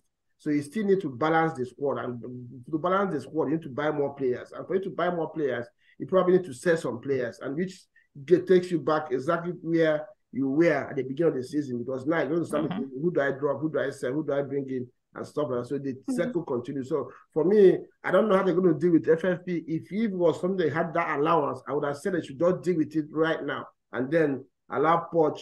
And like you said, there's another place where Poch now comes in if he has the experience. I don't know if he has experience on that side, because Arsene Wenger or Fergie in their prime, or even Mourinho, will do that job of shielding the squad away from all this pressure, and boldly tell the fans and the world that this team, even if they go 5 games without winning a game, nobody should worry them. But I think Poch got played into that with that question where he says Chelsea has been known for winning, that they need to win games and win trophies. So that pressure you're talking about, I think he kind of brought it on the team. You know, and now it's from what you just said, is a counterproductive. I don't know if you go, my Chioma, agree with that. I kind of agree. Well, I don't think. I don't. This is the first time I'm hearing Poch say that. But if I were to suggest the solutions for them, the first one should be in the back office, right? Again, when they were buying players all over the town in the summer, and we looked at the players they were buying, I thought there's no clear strategy here. Yes, you can see that in some cases I thought Poch probably wasn't even consulted, or maybe he was just told, hey, we're getting this player. You know, I didn't see any clear input from the coach when you're buying players. So for a club like Chelsea, if you have a strategy, the director of football should be working together with the coach to identify who to buy, according to the way the coach plays and the way the coach wants to play, in order to win games, right? So that's what I thought was missing, and it's showing now, because it's clear that they just went all about the whole place buying players. The money is there. It's just to have a clear strategy and make the money work to your advantage. We already said something important. I agree with that. I think they need to sell players. They need to sell a few players. You know, they have wingers all over the place that are not bringing value. Even in the midfield, you know, they need to sell players and really strategize and buy the right players to help Pochettino. If they want to go with Pochettino in the long term, they need to revolve their transfer strategy around him and his strategy and his way of playing. Another thing that they need to do real fast is to find a goalkeeper. You know, a goalkeeper that will be there for a while, that will help, that will form the foundation they can build on. Chioma, do you have anything to add to that? No, I'm just out here laughing. I just have a funny suggestion. They should take the captain band and give it to Silva. Yeah, take it around James. Yeah, looking from outside, it fitted him. I'm sure they would have consulted him on that, and he didn't want to do that because of course he's one leg out of the team. He didn't want to. I start from the beginning where I started from. And for longevity, I don't think he has long period. They don't want to start, changing captain again by next season, because obviously this might be his last season in the Chelsea color. So it made more sense. And don't forget that these days, these English players, there are so many things that teams are now using to negotiate with players. James is an important, after losing Mason Mount to United, Chelsea will have to find another, homegrown or, fan favorite or homeboy to help to galvanize the fans and, get them close to the team. Probably that's why they chose James. So these days, is he capable of finishing the season with them? Will he finish the season with them as a captain? Well, as long as sometimes we fans are very stereotyped. As long as they know that their boy is the captain, they will support the team. They don't care if he's playing or he's not playing. You remember when Granit Xhaka, even after his resurgence, some fans still didn't want him because they just don't want him. So that's how these things work sometimes. We move on to, for me, I think this was the most exciting game of the weekend. Liverpool playing at home to Fulham. Who would have expected? I don't think this game was featured in our preview, but I stumbled into the game a few minutes after it started, and I couldn't take my eyes off until the end. Again, Liverpool played. And this is why one of the reasons why I was criticizing City. This is something Arsenal was being criticized about over the years. Yeah, Arsenal knows how to play, but they concede way too many goals. I don't understand how Liverpool will have this kind of output in terms of entertainment, in terms of show, in terms of quality of football that they played, and still manages to concede 2 goals against a Fulham team. And so many times, Fulham found it very, very easy to attack Liverpool. So this game was an end-to-end game. To think about that, Fulham and Liverpool, we are doing an end-to-end game, beats my imagination.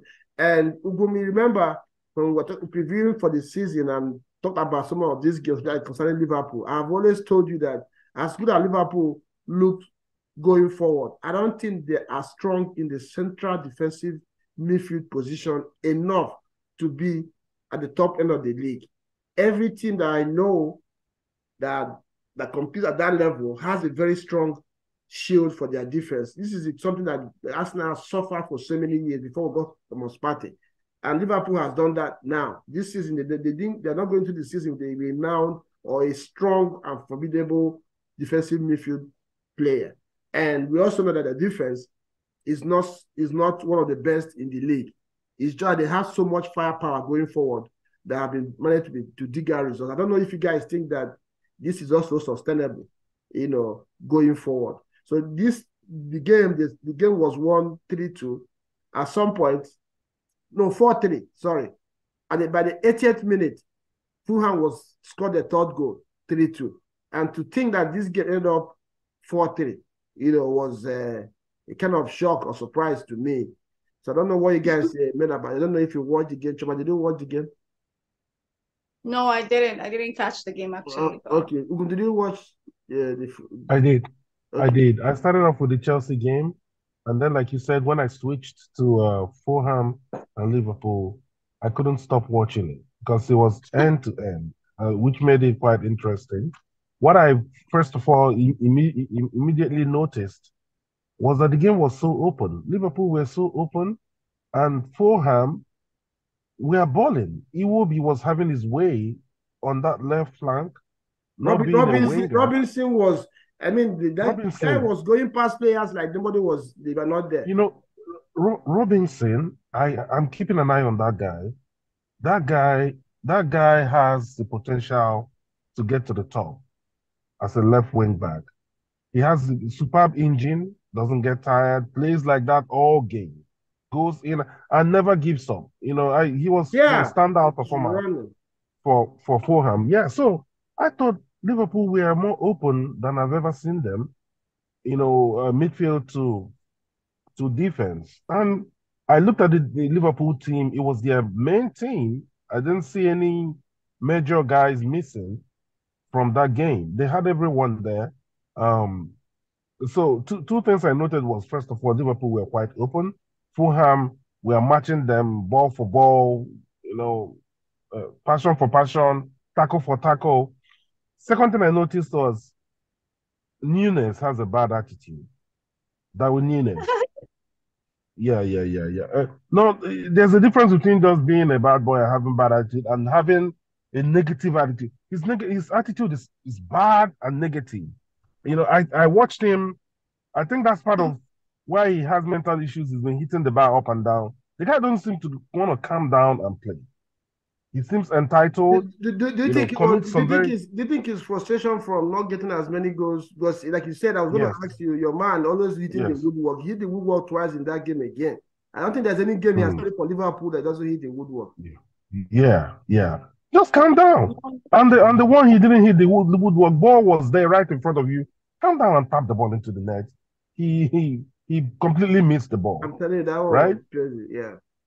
Yeah. So I was like, man, yes, don't be running all over the place, running at 100 meters an hour.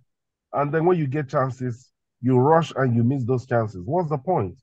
Right. So, yeah, it was, you said it right. I don't know how sustainable Liverpool's challenge this season would be with how open they looked against Fulham. Yes, the attack is there. The attack will always work and perform. But remember, it was Arnold that scored 2 goals yesterday. Pretty much won the game for them. With all those strikers and attackers there, with the like of Cody Gakpo coming in from the bench, they still couldn't really do much until Trent Arnold bailed them out. So, yeah, there are dangerous signs for Liverpool. Dude, did you see the game, or what have you made about Liverpool this season? Like I said, Klopp went to the season with playing McAllister as a defensive midfielder and alongside Gakpo and Szoboszlai in the midfield. And I used to say that time, maybe because of the political position he was meeting, he could go with that. But I don't think that was sustainable because McAllister is not a defensive midfielder and doesn't want to play there. He got his very fantastic goal yesterday, playing as a left-sided A. So do you think the way Liverpool is, the resources that they have or the personnel they are using to execute their games is sustainable and can push for the title? Of course, they're pushing for the title. The good thing for me, the advantage or the good thing they can be working on is because they are not in the spotlight like Arsenal and. They are. Everybody. They are not. Nobody is talking about Liverpool, but they are up there. They are. You sure your fluent is in? Everybody is placing Liverpool ahead of Arsenal. They're saying after City is Liverpool before Arsenal to win the league this season. Maybe my feeds are not. I can send you graphics of different predictions and pundits saying it. Everybody is putting Liverpool ahead of Arsenal. Maybe I've not been reading. Maybe I've not been reading wide. Yeah, I've not been reading wide. But yeah, it's interesting what they are doing. And fighting that game and winning it. It's a lot. But for them to also have allowed them Fulham, to have such a game. I mean, Fulham was almost getting a result on that match, and exactly, before Trent popped up and with that, late winner. So, but again, for me, I still believe that yes, it's a stuff. That is the stuff. Some games can go like that. That's not. That is not. It's not one of. There will still be many. They've had a few of it already this season, honestly. Yeah. So having the resources to come up and then somebody showing up at when it matters. So that's what really is the key. So yeah. Yeah, but I'm glad you mentioned the Trent there, and that supports what Ugun was saying. Sometimes we sit down here, try to analyze games, and pundits, analysts, everybody is talking about this is how it's supposed to be. But sometimes you have to overlook, status quo. Like you mentioned, Trent, when people are talking, you hear he's not a good right back, he's not a good defender, that get him buy a proper right back if he wants to play midfield. But I mean, this guy has dug out Liverpool week in, week out. So yeah, he's a very good player. No questions about so that. sometimes I think, like we mentioned, we should allow these coaches this slack. And great teams in the past have not always had 11 solid players in each position. Sometimes they carry some players. I remember in those days in Arsenal invincible and our strong team. Robert Pires was a liability defensively. Nobody expected him to even chase a player that he lost the ball to. But he was a regular in the team because of what he brought going forward. So sometimes I think, just like you mentioned, we need to allow some of these players and these coaches the slack of, of doing things unconventional. Chioma, let me ask you, you say you didn't watch the game, but let me tell you what happened in that game. Ben Leno considered 4 long-range shots. 4. All the 4 goals, I don't think there's anyone that was from inside the box. So I was trying to remind me, I couldn't have time to research it. Was Ben Leno a long-range shot stopper, or he used to usually save something that was closer to him? Because long range. Yeah, so close stopper. Because all the 4 goals that he considered in that game all came from far away from. It was a bad day at work. But I need to mention, remember when we're letting him go, he was going off already. Yeah, he was already like rough around the edges. He wasn't as sharp as he used to be. At that point, he had to go. Okay, so I see him trying to be the Leno that we saw before we let him go many seasons ago while he was in Arsenal. And I looked at, I think I was using live score, and I saw own goal. Was my eye deceiving me? No, it was a very fantastic. In fact, for me, it was unfair to give that goal as an own goal instead of what's his name, Trent Arnold's goal. So it wasn't a Leno thing. One of those ones that hits the top bar and the keeper. Okay, and he hits at his back and just rolls into the pitch. And even if Leno was not there, that ball would have still been a goal. So, but because he touched him, he did it an own goal. Yeah, they called it an own goal. Yeah, Leno is a solid keeper. So Chioma, continue. Sorry. No. I think you have to take it from there. I think it was a bad day at the office. You were saying something, Ogun. Yeah, I was saying, I'm quite happy with Ben Leno. From what I saw in the game, he's solid. I mean, no, what I'm talking about is he considered 4 long-range goals. I'm asking you, all the 4 goals were from like 25, 30 yards. Look at the one that McAllister scored. Yeah, beautiful goal, but this is like 35 yards away. The one Arnold scored, the 2 free kicks were 30 yards away. Then the one who scored the other goal is exactly the same. They were almost identical. So I'm asking, I'm not saying, but I'm asking you, if you were to be an Arsenal goalkeeper, are you smiling like this at him? Let's be I probably wouldn't, only because of the I would say the McAllister goal. And even at that, I would still cut him a little slack because that goal was a world beater. It would take a special goalkeeper.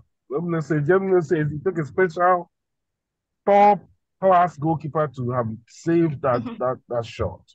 Nobody saw that shot coming. He took it and he took it well. For the free kick and the last goal, he was unsighted. Remember, there were a bunch of guys standing right there in front of him. And the way that Arnold took that shot, he took it to the near post, right? Before he could even see the ball, it was in the net.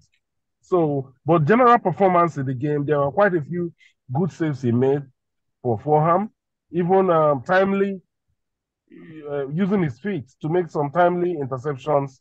He was able to do that for Fulham, pretty well. I just looked at it, I was like, hey, this guy is still a solid goalkeeper for an EPL side that wants to do well, but perhaps not a winning the EPL side, goalkeeper. But I mean, he's still solid. That's my point. But maybe not for Arsenal because we want to win the league. No, we knew. We knew Exactly. we had to. I like Leno, even when, just like what's happened with Ramsdale, when he was leaving, or what happened. Because I know the season before Ramsdale came, he actually kept us now in so many games. He made a lot of saves and he was performing well.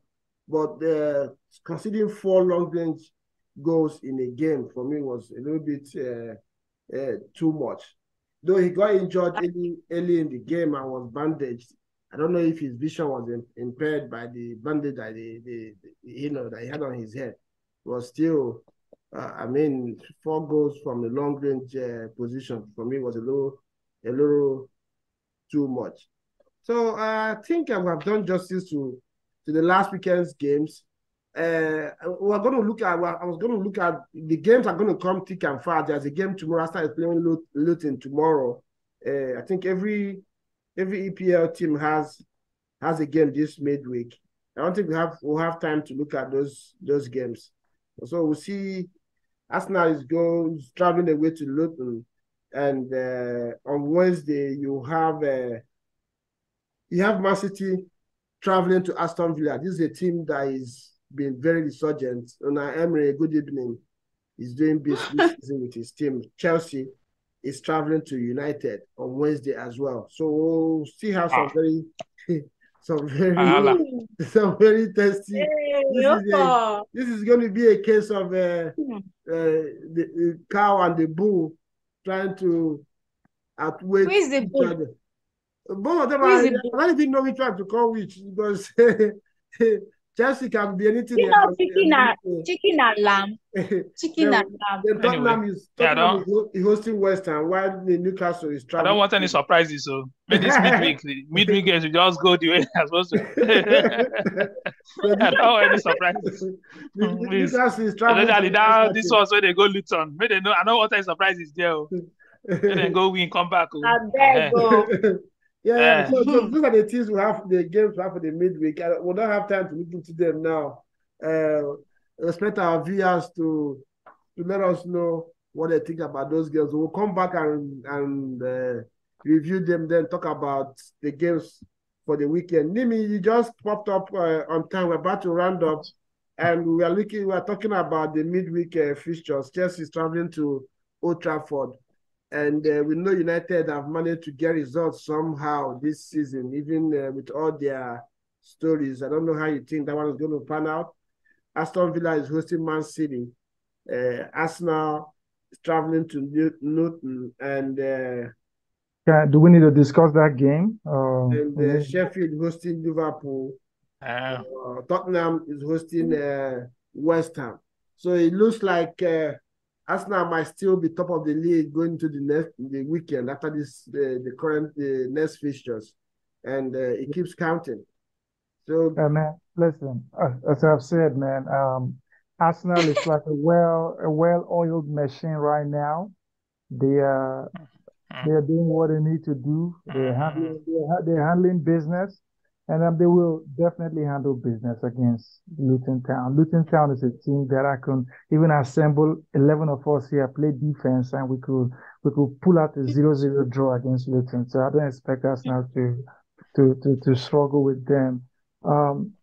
As regards Chelsea versus Manchester United versus Chelsea, that's the big one. As I said, Chelsea's like Texas weather. You don't know what's going to happen. If it's going to rain or if it's going to be sunny or any of that. So I don't know what to expect.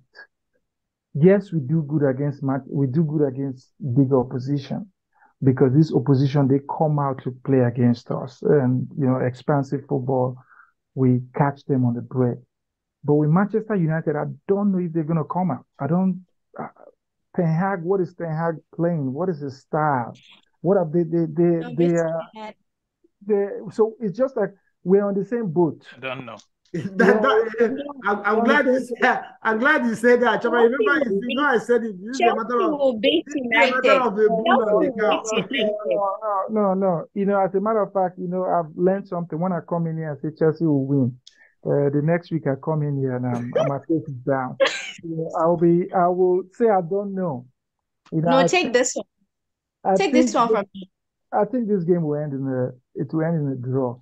The last No.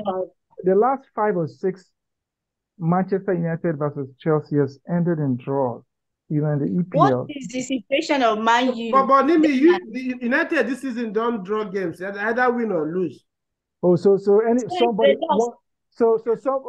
one thing or another, man, one way or another, something must kill a man. Exactly. Somebody all die and I die. So I think based on that, you made a good point. Manchester United don't lose. Chelsea don't draw game. Chelsea is inconsistent. Manchester United have no form or playing pattern. Chelsea again. That struggles against teams that they don't know, they don't have a pattern. They don't have a pattern. So tomorrow, this weekend, oh boy, something must give, right? So it's actually on Wednesday. It's actually on Wednesday. So on Wednesday. Yeah, midweek games. I'm hoping and I'm praying that I'll be back on the weekend and I will have, the wonderful, lovely Chioma here, and we would have to toast to Chelsea win. But based on precedent, Chelsea is like a roller coaster. They go up and they go down. We don't know. I don't know what to expect. Okay, I hear you, bro, and I understand you. I know usually you're not a man that doesn't stick out your neck. For you to be sounding this way, let's respect it. Let's give you the slack for today. Sometimes it happens. This is what football does to us. One day you are all over the place, beaming with confidence, telling everybody you're going to win the league. The next day, you don't even want to watch the game. So that's the good thing about this game of football. Nobody has an absolute bragging right. Sometimes it deflects you. Newcastle beat PSG 3-0 one day, and nobody expected that. And they're still hanging in the balance to qualify for Champions League knockout stage. That's how, and with all the story about United, they can still make it to the next stage if they win their next game. So that's how interesting and frustrating this game can be, and that's why we are in it. Thank you guys for coming to the show. First of all, before we go, we need to remind our viewers, if you have not subscribed to this channel, please go ahead and do so. Hit the like button and get busy, as we always say on the comment section. There have been so many key elements discussed in this episode. Let's know what you think. Let's know your own view and join the fun. Jude, thank you for having you again today, finding time to join us. Man, the fixtures are coming thick and fast. It's going to be a lot going on. We need to have you more today so that you can help us figure out which ingredients Chioma and Nini are using to cook all these things they are cooking with Ange and Pochettino. I don't know what Chioma is cooking. I've not eaten from Chioma. I don't know what Chioma and the Ange are cooking that I don't know when it's going to get done. Any which way, any food Ange and Chioma is cooking to end in one way. I tell you, you begin to look. They are using wet firewood to cook it. The fire. I did not start it. I did not start it, but it's okay.